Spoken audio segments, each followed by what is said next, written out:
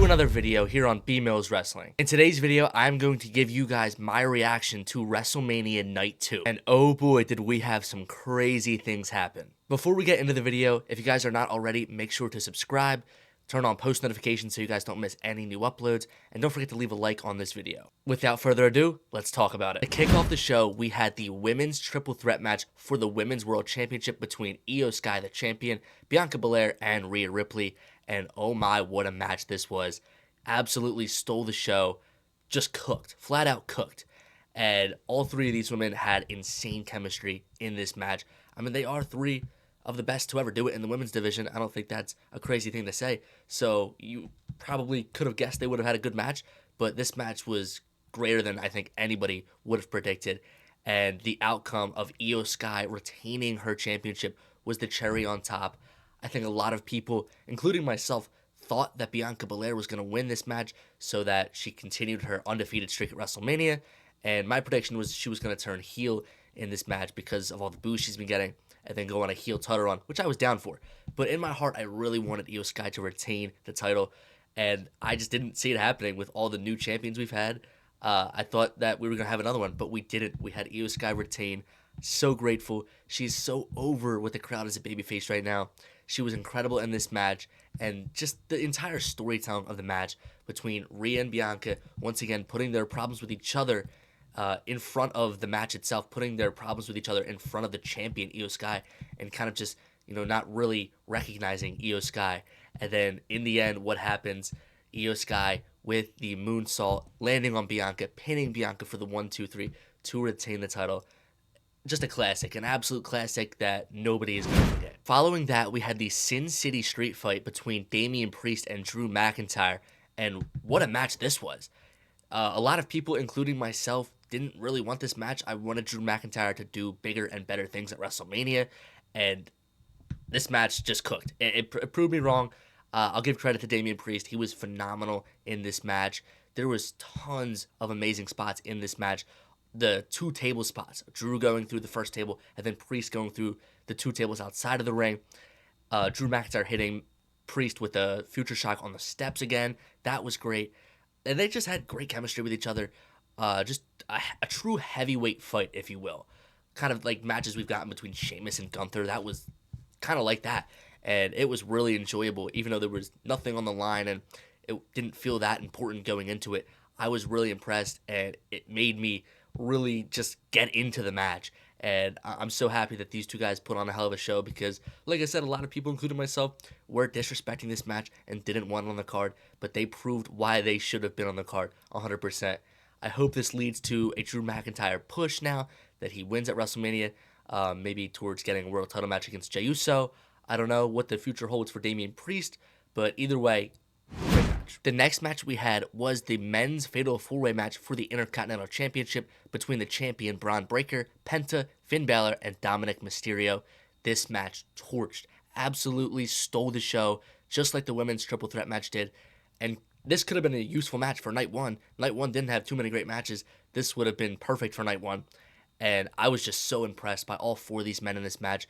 Just absolutely did some great work. They all got some shine in this match. Penta looked amazing in his first WrestleMania. You had Braun Breaker jumping from one announce table to another to spear Carlito through the table. Poor Carlito just keeps dying at the hands of Braun Breaker. So I thought that was incredible. And then, obviously, you had Dominic Mysterio tease turning on Finn Balor. Right? He was going to hit him with the 619. He was going to do it. And then Finn Balor catches him, makes him pay for it. And then we get to the end of the match where Dominic Mysterio looks like he's going to win the match. He's going to frog splash onto Braun Breaker after hitting him with the 619 and win the title. And then all of a sudden, we get Finn Balor taking out Dominic Mysterio from the top rope. And at this moment, I really thought Finn Balor had a chance of winning. It's funny that I thought that because it was never going to happen. But I really did think it was going to happen. He hits Braun Breaker with his signature move, the coup de grace, and it looks like he's going to win. And then all of a sudden, Dominic Mysterio with a frog splash from the top rope. He pins Finn Balor, or Pin Balor, for the 1-2-3 to become the new Intercontinental Champion. I am so happy with this decision. I predicted this. You can go back to my predictions video. I said that he was going to win and that he should win, and he did. I'm just so happy. He deserves this so much. He's such a great worker. And you could tell by the reaction of the crowd that everybody thought he deserved this, and we're just happy for him, right? I know he gets booed when he tries to talk on the mic, but that's just in the sense of kayfabe, right? Everybody for real loves this guy. They see him outside of WWE, and he's the best. He's a great guy, and he's an incredible worker, incredible talent, and just getting his flowers, winning this match was just so huge for him. Like I said before, he obviously hasn't done too much this past year, like anything of importance that is, and he's been kind of in the women's division with Rhea and Liv and focusing more on that than himself. I'm just so happy that we can finally get a singles title run of Dominic Mysterio, because like I said, he deserves it so much, and with Liv by his side, this can be a generational title run, so I'm just super pumped for this. After this, we had the match between Randy Orton and a mystery opponent, and the mystery opponent ended up being Joe Hendry, the TNA champion from TNA, and oh my, what an ovation for Joe Hendry. I mean, this guy is so over, just in general, just in the wrestling business, not in one company over another. Everybody around the world knows Joe Hendry, and he got an insane pop at WrestleMania. And this is not something I thought was going to happen. I was fully set on it was going to be Rusev or Nick Aldis. I didn't think there was any other way. Maybe a guy like Carmelo Hayes or Solo. I did not think that they were going to go with Joe Hendry. I just didn't think that they were going to go with a TNA superstar at all. I thought for sure they were going to be within the WWE. So this was crazy, a crazy moment that I didn't see coming, and just a short match, right? It wasn't a long match, but I don't think anyone expected Randy to have a long match with whoever it was, just because of how last minute it was probably put together. And I think we're all happy with this, right? Because Randy gets to win, and the moment of Joe Hendry turning around, doing his signature pose, and then just getting RKO'd, that was hilarious. I mean, that's gonna be memed forever. And then Randy after the match, RKOing Joe Hendry again, and then hitting his signature pose, and then going with his own signature pose after he did the turnaround. I thought that was super funny. I didn't think this had to be a serious segment at all. I just think it was a great thing for the crowd to get the crowd going. Just a fun match, right? I mean, I think that we all can predict Randy Orton's going to have a title match at Backlash. It's in his hometown. He's on the poster, so he didn't need anything too crazy to happen at this WrestleMania. He's still Randy frickin' Orton, right? He's not going to lose any steam or momentum or aura. So I think he's fine with that. And like I said, this was just a great moment, so I'm happy it happened. Following that, we had the match between Logan Paul and AJ Styles. This was another incredible match. I think everybody in their right minds knew this was going to be a great match. Obviously, the feud and the storyline has been really bad, but that aside, the match was incredible. And like I said in previous videos, Logan Paul, the hate's just crazy because this guy can wrestle out of his damn mind. He looked so clean in this match, and obviously it helps when you're going against a Hall of Famer, a legend in AJ Styles. But just props to both of those guys for putting on an absolute banger of a match. And then obviously we get towards the end, and we get the involvement of Karrion Kross, which I wasn't 100% sure if we were going to see Karrion Kross get involved in this match or not. I was kind of thinking he wasn't, but he was out there, and obviously he tried to hand AJ Styles the brass knuckles to take out Logan Paul, go to his darker side, become a heel again. AJ Styles says no, and I just want to point out, I think it's so funny how wrestling works. A little less than a year ago, we had AJ Styles get ready to throw hands with Cody Rhodes' mom in that I Quit match he had with Cody as a heel, faking retirements, going after Cody, like doing all that stuff, and then 10 months later, whatever it is, he's like, no, I'm the better guy. Like, I'm not going to take the brass knuckle. It's just hilarious how that works. But he says no, and he ends up paying for it. Logan Paul ends up hitting him with his titanium fist, and then the pulverizer finisher, which is an excellent finisher, by the way. Hitting the 1-2-3 for the win. Great match. Like I said, I think that this is just going to further propel the story of AJ Styles turning heel and Karrion Kross being the devil on his shoulder like they've been doing. I don't know when it will exactly happen. Probably sometime soon. But I don't know what that leads for AJ. Does it lead to him getting another world title match? Is he going to be a feud for Jey Uso? I really don't want them to just turn him heel again like they did for the Cody match and then just have him lose and put over Jey. If we're going into turning AJ heel again, can we give him a world title? I would love that. I think a lot of people would love that. So maybe he could be the one to dethrone Jey Uso. Who knows?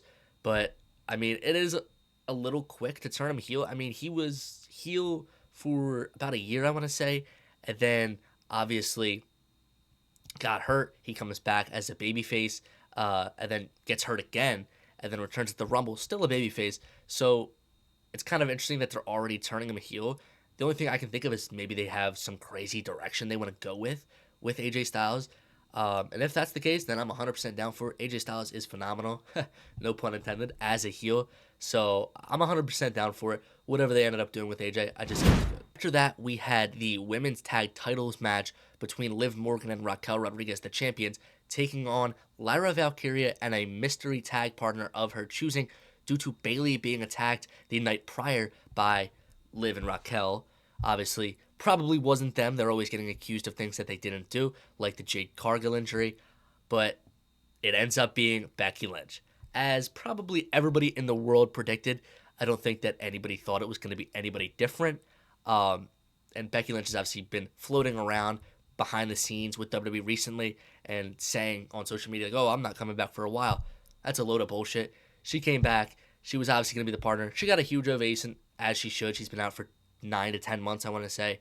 And, just good to see her back in the ring. I think WWE is better when Becky Lynch is, active. So I was happy with that 100%, but I was not happy with the result in this match.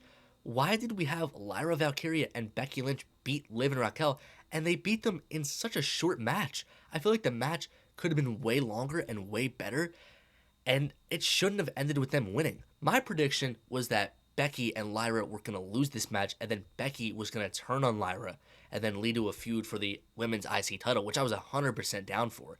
But instead, Lyra is holding 2 championships right now. I love Lyra Valkyria. She is excellent. She puts on great matches. But they have not booked her with the IC championship good enough to give her another title. I don't understand that at all. So I don't know the direction they're going with this storyline. But I just really feel bad for Liv Morgan.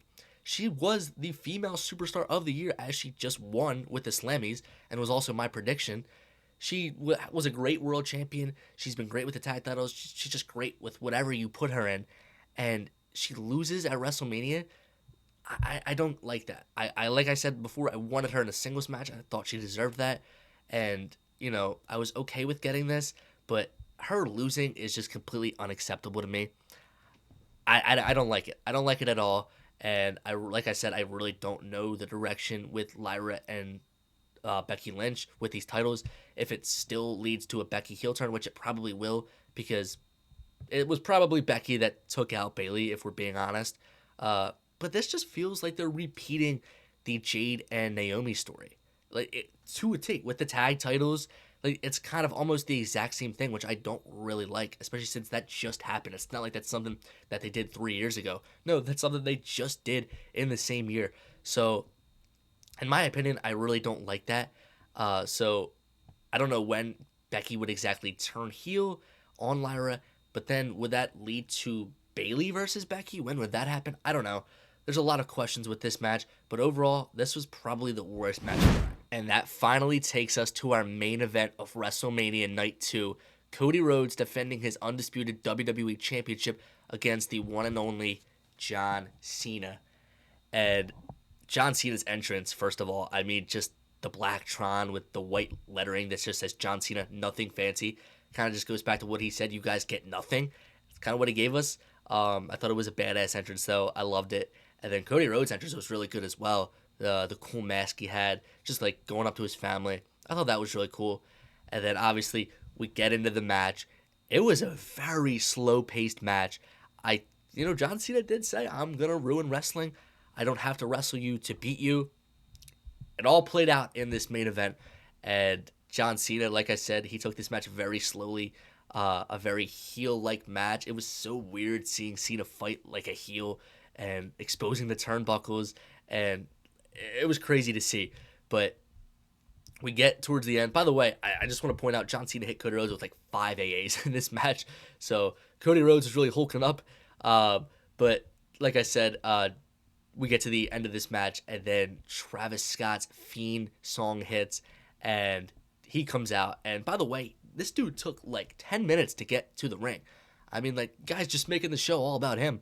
Like, I didn't like that. I found this kind of like weird. I really thought The Rock was gonna come out in this main event, so for Travis to be the only one to come out was kind of interesting. I think everybody thought he was gonna catch a crossroads from Cody Rhodes. But like I said, I didn't really like it. Wasn't a big fan of it. But then move past that, the ending of this match where we have John Cena lining up the shot of hitting Cody Rhodes with the undisputed WWE Championship, and then Cody catching it, and then Cena kind of like pleading with him, like, please, no, like, I was wrong, don't do it, like, don't be the bad guy. And Cody Rhodes, he doesn't do it. He stays true to his gut of being a good guy. He doesn't hit John Cena with the championship. He looks away for a second, and then John Cena hits him with a low blow, just like he did at Elimination Chamber when he turned heel. The storytelling was there, and John Cena would end up hitting Cody with the WWE Championship, laying him flat out on the ground, and then pinning him to become the new WWE Champion and a 17-time World Champion, breaking Ric Flair's record. I'm so happy. I am literally so happy. I don't care if John Cena is a damn heel. I don't give a damn. John Cena is my GOAT. He'll forever be my GOAT. You see me rocking the Cena merch. I wanted him to win this match no matter what, no matter how he did it, and he did it in the most heel way possible, which was just so odd to see. But he finally does it. His first singles match win in 7 years? I mean, that's crazy. It's unbelievable. But I thought the storytelling of the match was good when you look back at the recent promos. So I was happy with it. I know a lot of people are saying that the main event was too slow and it was the worst main event of all time. You're kidding yourself. Like, stop it. Just be appreciative of it. Like, we just saw John Cena win a 17th World Championship, his first world title in 8 years, I think. I think it was 8 or 9 years. I think he won it in 2017. Just so surreal. I never thought in my lifetime I was going to see him win another WWE Championship. So I'm not taking it for granted. I mean, it was so cool to finally see John Cena do it again and break Ric Flair's record, solidifying himself as the greatest of all time. You can't debate it now. You can argue with a wall if you want. But I'm just so happy that John Cena did it.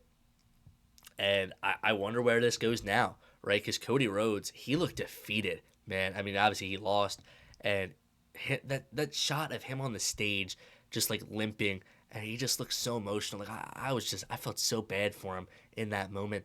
Being the champion for over a year, being the quarterback, carrying the company on your back, and just a heartbreaking loss for Cody. But I do think he will be the one to win the title back off of Cena, because realistically, I don't see anybody else being the one to do that. But aside from Cody, super excited for the future title run of John Cena. I think we're going to get some incredible matches. We're definitely getting Cena or in a Backlash, and I'm amped for that. That is going to be crazy. I think we're going to get Cena and Punk, maybe Cena and Styles. I don't know what other matches they're going to have planned, but I'm just so hyped for this Cena heel title run. I'm amped for it. But going back to Cody Rhodes, he was getting booed in this match pretty badly, which makes you kind of think, like, was this the right decision to have your current top babyface go against the ultimate babyface in WWE of all time? I don't know, because they flipped on him. They flipped on him on SmackDown, but we obviously saw him flip them right back, and they were going from booing him to cheering him. That didn't happen tonight. He was just getting flat out booed in this match. I mean, everybody wanted John Cena to win that 17th championship. It's hard to root against John Cena. I'll say that as I'm wearing all this Cena merch. I love Cody, but there was no shot in hell I was rooting for him in this match. So I hope he can recover from this when he returns. I don't know if he'll have an immediate return. I could see them doing something where he goes away for a while and he's too defeated to come back, and he's ashamed of himself that he lost to John Cena, and that could lead to something huge. But overall, great match in my opinion. Super happy with John Cena winning the title, and I can't wait to see what happens next. Guys, that's going to do it for today's video. If you like this video, make sure to leave a comment down below of your reaction to WrestleMania, and don't forget to subscribe. All right, guys, peace.